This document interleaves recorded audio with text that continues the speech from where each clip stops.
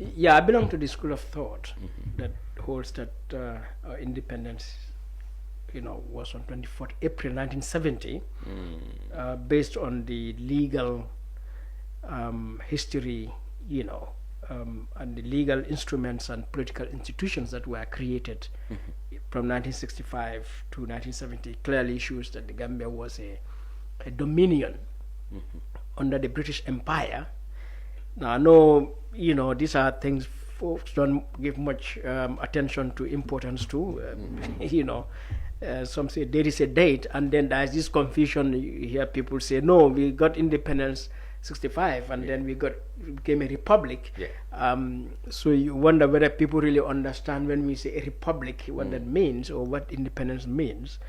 But overall, for me, it is significant because it explains the malaise that this country has been confronted with since 1965. Our failure or indifference to recognize the fundamentals, so that we set ourselves on the right path. So for me, I really want sometime this conversation to come, because it will generate a lot of issues.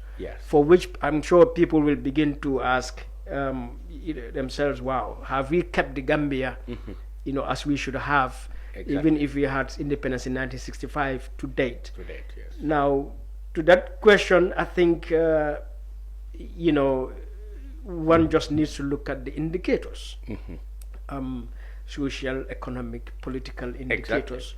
And when you do that, I think it is glaring that indeed we have not kept this country, tended, served, cared for, looked after this country as a people, as society and state, as we should. So that today, 60 years after 1965, I think our country is hugely afflicted, by misgovernance, corruption, deprivation, poverty, and all the attendant problems that they generate. But would it not be unfair, given the fact that we were told that at the time the British were going, the country was such an what do you call it?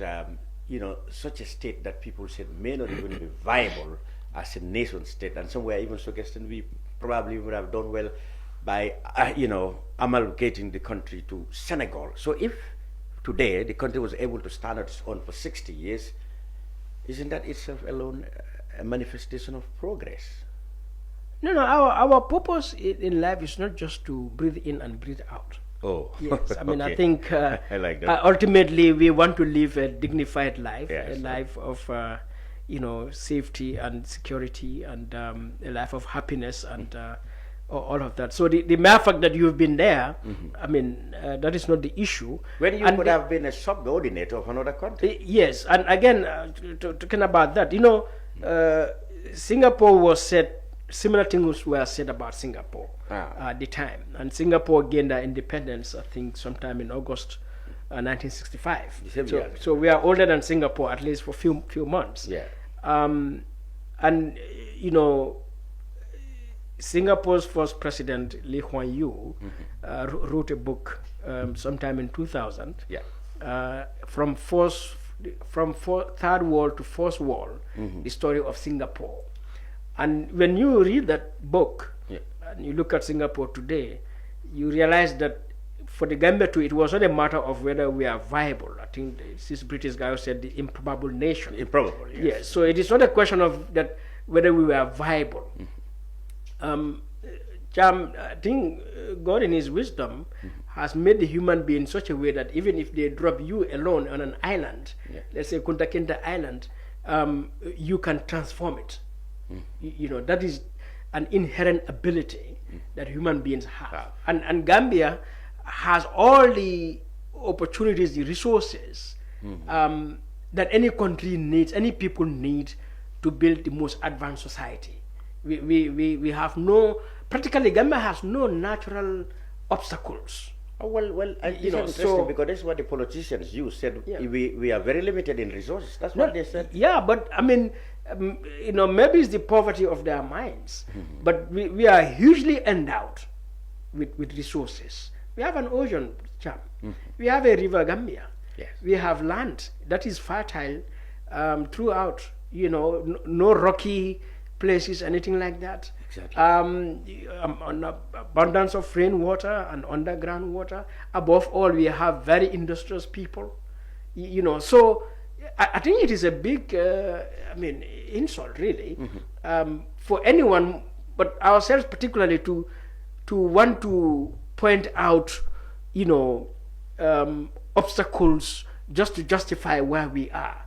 There is absolutely no justification. We have failed ourselves as a nation, really. Otherwise, yes, we have all the means, all the potentials, the resources to have built a very, socio-economical developed society, but also to build a well-governed society. Because at the end of the day, Gambia, we have Muslims and Christians. We have Fulas, Jolas, Mandinkas, and so on, who have cultures that have immense norms and values. Sacred values. And of course, in our laws, and we went to study, we've educated. So the issue now is between you and me, between us here and everywhere else. We're saying we cannot build a relationship of justice, of truth. We cannot build a community of respect, of non-discrimination, of equality. Giving all the good values that exist in our religions and cultures and our education. So that in itself is a big failure. That at the end of the day, the injustice in this society, the inequality, the discrimination based on sectarian things. I look at you because you are a man or a woman, because you are this ethnic group or that ethnic or that religion, and I despise you or discriminate you. For that to even exist is a failure. And these are all resources. So resources are not just material, but these are social capital. These are resources that when you look at it in the Gambia, it's unlimited. Because let's talk about storytelling.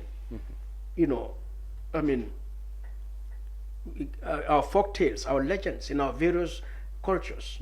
That is immense. We watch Tom and Jerry from the all UK. of them teaches morality. Exactly, but also the entertainment value of it. So whether it's come to music, whether it's come to folk tales, it comes to dress. We have an array of colors and textiles that is beautiful. You come to a cuisine. So everything about Gambia, people shouldn't just look at it as diamond and oil. But the fact that we have those intangible and tangible cultural forms and materials and ideas, are all things that are resources for us to build a very fair and just and open society, for which we have failed to do. Yet